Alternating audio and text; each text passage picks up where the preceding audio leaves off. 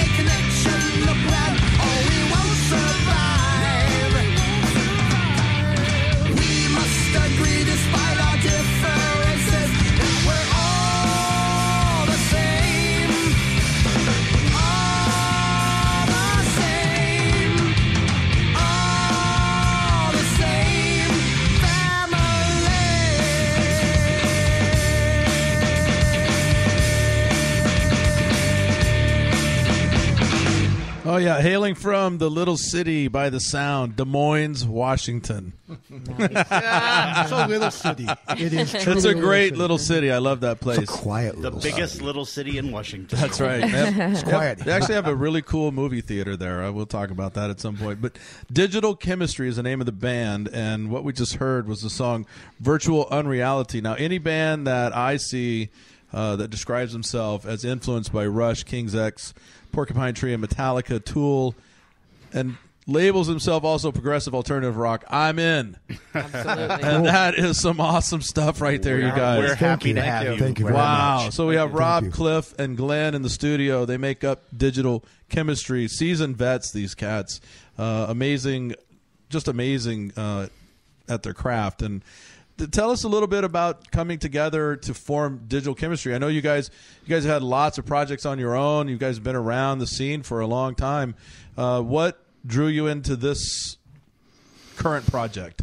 I guess starting from the beginning, this was a project that started probably closer to 5 years ago, and looked for players, and of course kept busy. I did a bunch of other projects at the time, and started seriously about 2 years thinking about actually going down the road and fronting it. And I've always been somebody else's guitar player, so started with a couple of cats that are actually, one of them now is actually playing with their big boys, the Mike Portnoy's, that kind of thing of the Dream Theater world, those kind of guys.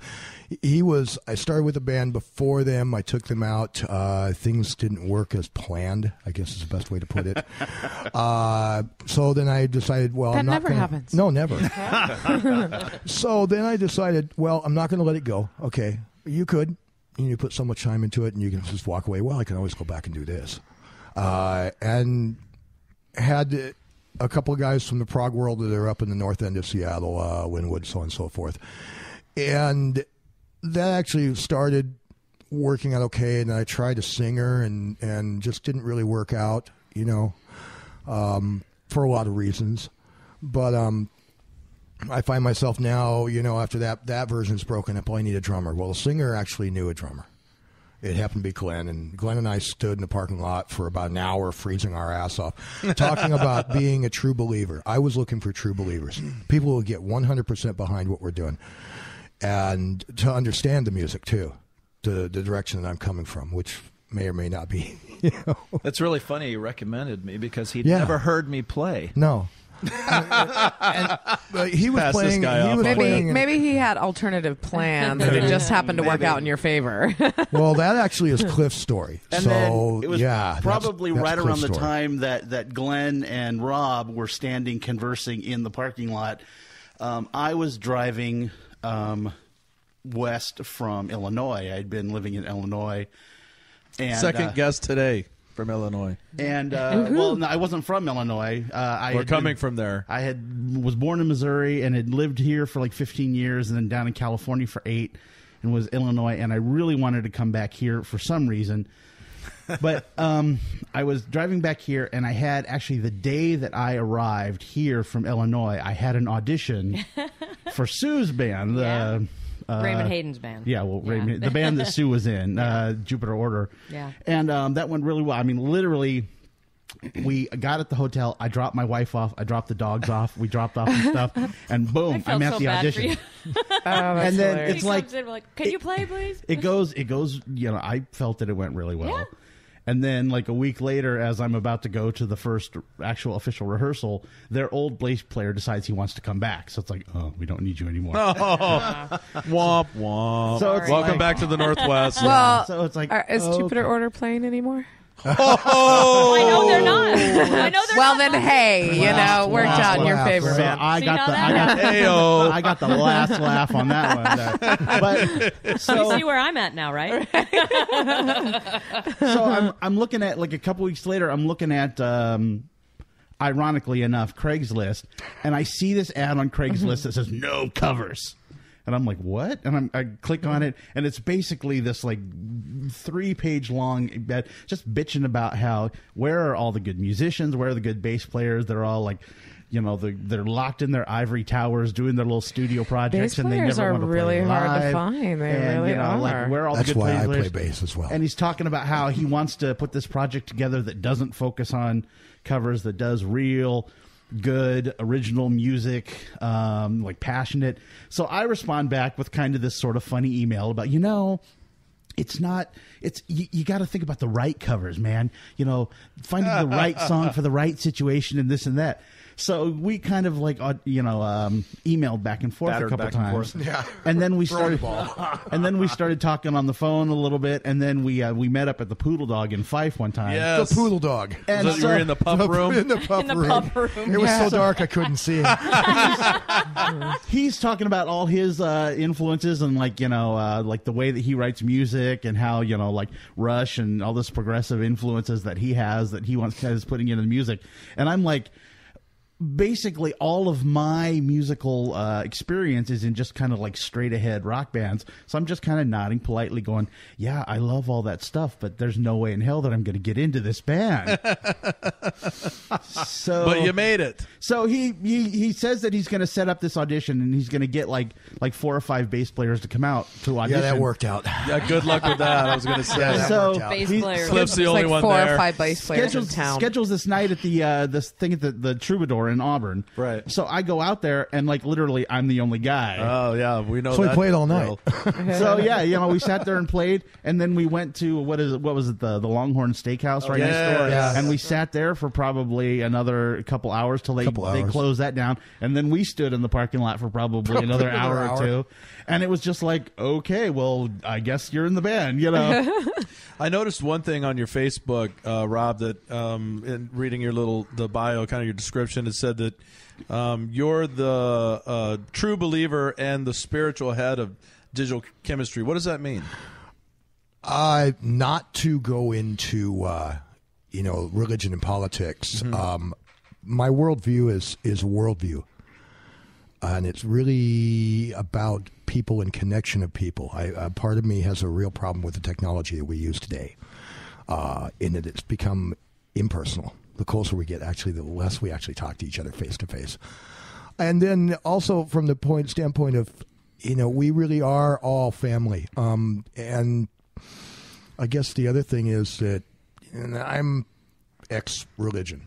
I've been there. I've done that. And part of me says that there are problems in the world that could be solved with, less and a little more, a little more kindness, a little more face-to-face communication, and so realistically, we all draw these lines. Sounds like way too much work in the sand, and we draw these lines in the sand. It says you can't step over that line. That's my line. That's my. No, it isn't. It's everybody's. It's a humanistic kind of point of view, and a true believer, I guess, that side of it too. I'm a music nut. I mean, I live, breathe, and sleep and eat. If I didn't have to raise and work and do the rest of that, I'd be somewhere else doing it full time, playing, living, breathing, sleeping. And I wanted to find musicians who had that same dedication to their craft, to playing the instrument, to being good musicians. So much of what I saw in like the 90s was almost this retro.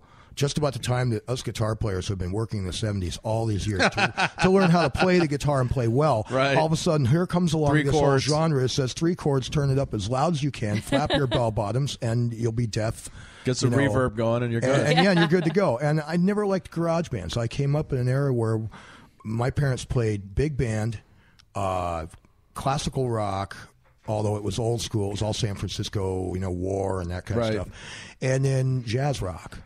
And then I found progressive rock. So as a musician, that's complicated stuff. Yeah, and the thing is, the stuff isn't really as complicated as it sounds. I mean, there's nothing in what I do that's not classic rock. Based on the sort of the punk rock and the grunge rock and stuff, yeah. I mean, that takes dedication to your craft and work. I mean, I'm not saying it's hard, like it's impossible, but no. I mean, if 3 kids are getting together in high school and they're starting a band, they're usually just learning a few chords and trying to be as loud as they can. Exactly. But then you have groups like Emerson, Lake and Palmer, a lot of Rush and all these that More have almost songcraft movements involved. King Crimson. I found Yeah, that music. I found that parts. music more interesting to listen to. I was probably 76, or I was probably 76 when I heard Lamb Lies Down on Broadway. Oh, And I heard yes. that, and I'd also, and in '74 I saw Rush for the first time, and I was just completely blown away by, because I mean I grew up on the Nazareth and all that stuff in the Sure. early '70s. And I like to go for What You Know by Pat Travers as much as anybody. I mean, I had multiple copies of Frampton Comes Alive. Yeah. And I was putting the needle on the record trying to learn how to play Do We Feel Like We Do. And then we had the explosion of the instrumental guys through the early 80s. And so we're all trying to learn how to play this stuff. And here came grunge. And at the time I was playing in classic rock bands too, to make money on the side. And this stuff came along, and all of a sudden it just kind of blew away all the stuff we were trying to do, and it kind of pushed all of that music aside, and it seemed like the whole area just went, grunge. Oh my God, grunge. The whole world did. The whole world went grunge. True. And there were those of us that were still working on songcraft. Not saying there wasn't a bunch of stuff. I really liked Flagpole Sitter. I thought was That's the a great- funniest songs I'd ever heard. Yeah, that's a great and Peaches. We song. were just talking about Peaches. Millions of peaches. They come in a can. They were put there by a man in a factory downtown. If it gets stuck, if it has a catchy hook and it gets stuck in your head, I mean, exactly. and that's the beauty about music, though, and part of one of the things that we love about this area in particular, the Seattle, Tacoma, kind of northwest area, Vancouver, BC, down to Portland, is we have just this amazing array of sounds. Bands who are on every level, whether it's 3-chord punk kids or it is, like Rich Winsel and his Higher Groovin' Orchestra, and guys like you, Digital Chemistry, who are doing the prog rock. I mean, it's just there is so much around here that is. We've broken that mold of just being the metal Right. town or the grunge No, town, that's true. It's or whatever. broken wide open. I'm wondering if the scene's just waiting, kind of burbling, waiting for something to pop out. It is. Oh, definitely it's- a culture, I've yeah. been watching this for 4 or 5 years now. Same with where us. The scenes was yeah. Well, that's actually you. Somebody's waiting. You made a good point when I was talking to you before. You said Seattle seems to go on like a 20-25 year cycle. Yes. Whereas And you we're in it. You had like the 50s where you had like Ventures, the Whalers. and it came back around in Little the, Bill, the in Blue the Notes, 70s when like Heart, Heart started getting real Hendrix. popular. Hendrix, yeah. Came back around again in the 90s Yeah, when Soundgarden, like, Nirvana and Soundgarden just and really now broke we're through. there. Now here we're back again at We're this removed. point. We're about 20. We're at about the 21-year mark, something's and gonna so break. something's going to break, Yeah. and it's weird. I'm taking over the world. It's just like the national spotlight moves around, and for some reason, just if you look at history, it shines up here about anywhere from every 20 to 25 years. And I tell bands this all the time. This is a great time to hone your craft and get really good, because you never know who it's going to be. And when the spotlight shines, they're going to realize there's a lot going on up here. And it's not just going to be 1 or 2 bands that sound alike. It's going to be a lot of different bands that are going to get picked up. And it's just good for the area. And it's bands like you guys who are dedicated to your craft, who dedicated to sounding good and upping the, just notching it up so that other bands look at that and go, man, we need to be like that. Well, there aren't a lot of bands like us in Seattle. I mean, we're pretty sure of that. We don't quite fit well into any one niche. Yeah, it's actually difficult. But that's Most of okay. the You shows- create your own. Yeah, well, we've talked about that before too. We're kind of a star-shaped and peg. the trying to, prog anomaly. The prog community I like here that, is focused more on classic prog. Yes, that's true. And they are, and it's I have some friends that said, well, your release is here, and it's right during Marillion weekend. I go, well, so what? Marillion was about 25 years ago, Right. Kind of. And I heard this recently from a worker friend of mine. Said he was talking to. He actually knows India Irie. Personally, I guess, I don't know, he's a big, tall, handsome black guy, and she might be looking. But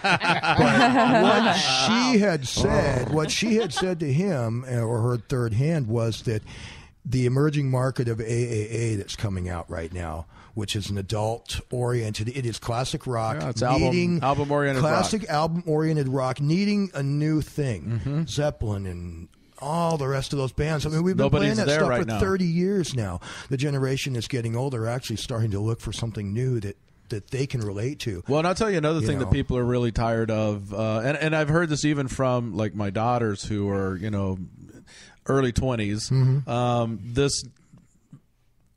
This one hit wonder thing that's going on, where it's like they find a person, they have a hit song, they push them to the max, and then drop them. Yeah. And then like if you listen to the hit station where they're playing the same 6 songs over and over again, if you hear that song 6 months later, everybody goes, "Oh, that's old." Oh yeah. Well, see, that's the internet culture. It's Right. It's basically the fast food culture we've got going now. Is that's really all that anyone has the But attention there's a span revolt for. going on against that, and it's starting, and people are wanting to go back to the days where bands were allowed to grow, like they had an album contract where they got 5 albums, and they wanted you to progress and move forward and so forth.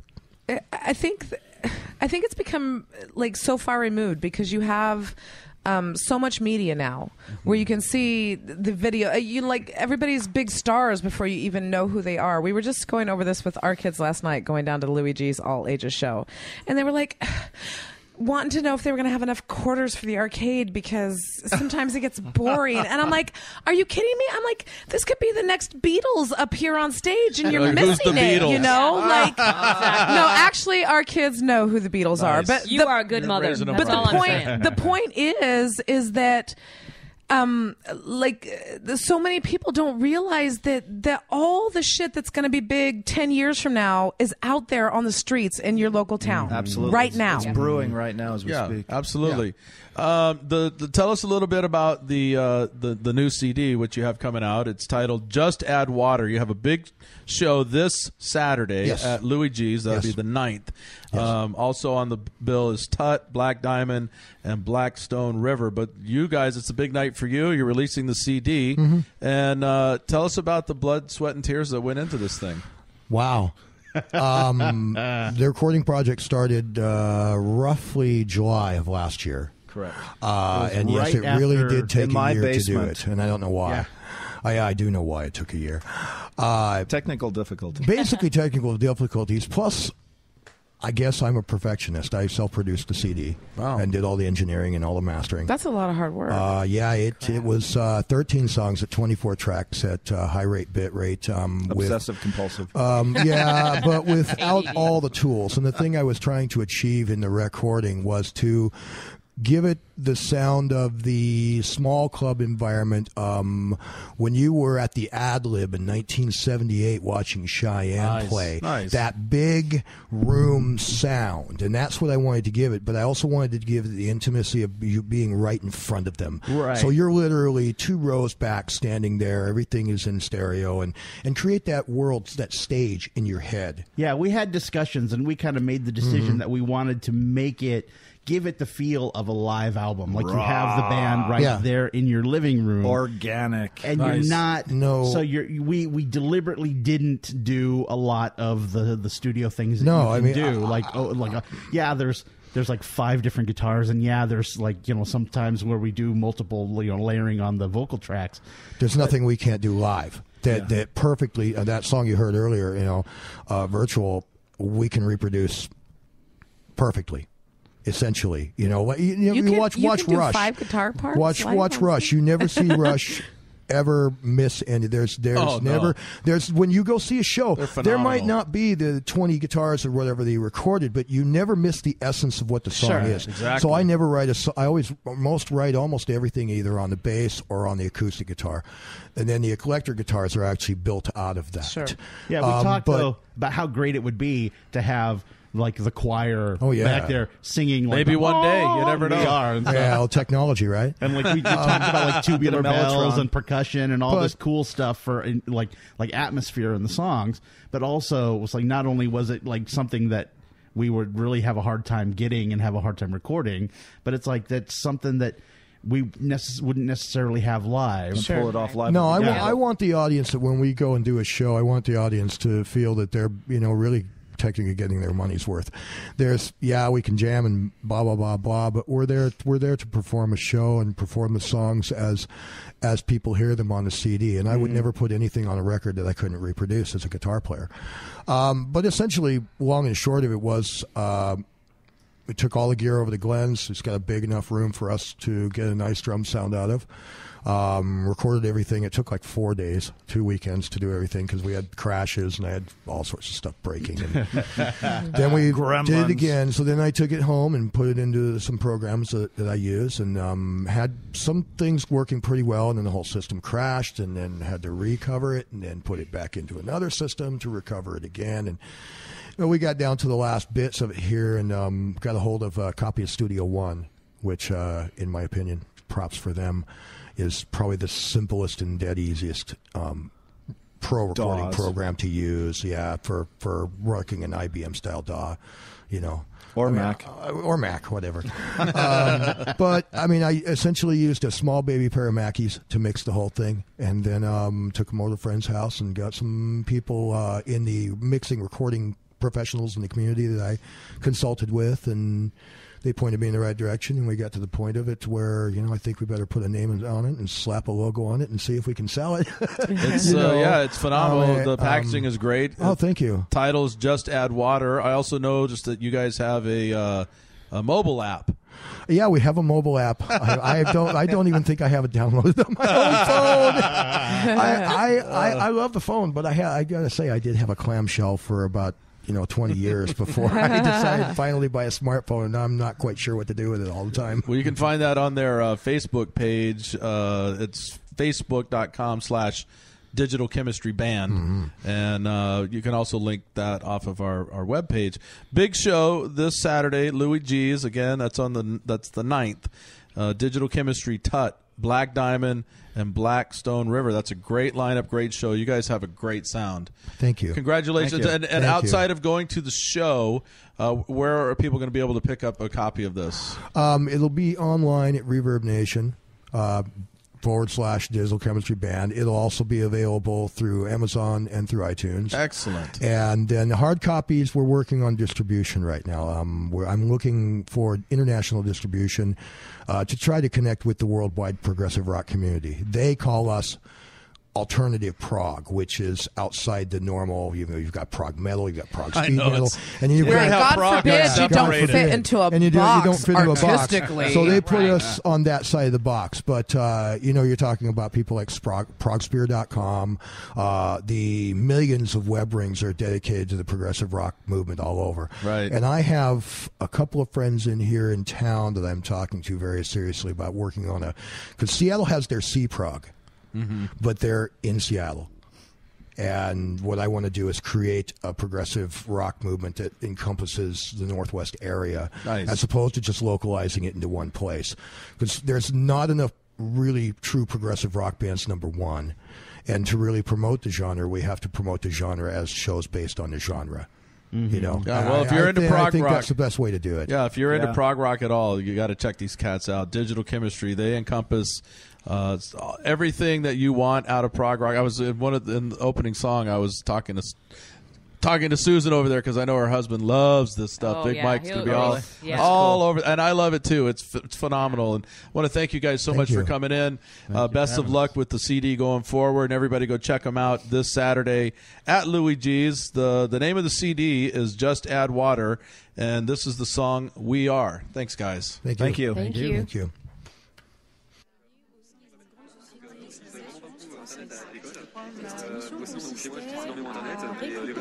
Hello, my name is Robert. I live in New York.